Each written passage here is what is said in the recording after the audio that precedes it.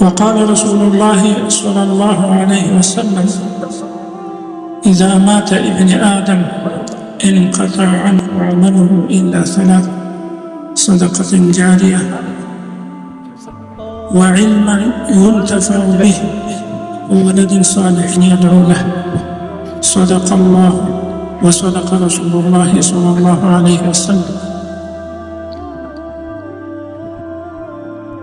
تر ټولو وړاندې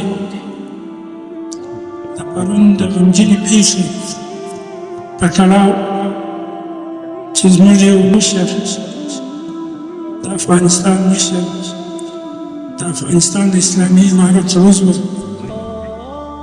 او د مهاجرو د چارو د وزارت سرپرست محترم خلیل الرحمن حقانی صاحب او جمع ورسره څلور ملګري شهیدان شوي دي.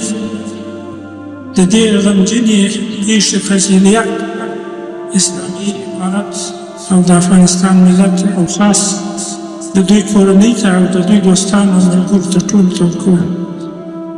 الله جل جلاله دې زموږ افغانستان د دې بدمرغو دښمنانو د دسیسو راوساتي، د هغو دښمنانو چې په موږ امن پېرزو نه شي، په موږ خوشحالي پېرزو نه شي، په موږ سوکالي پېرزو نه شي.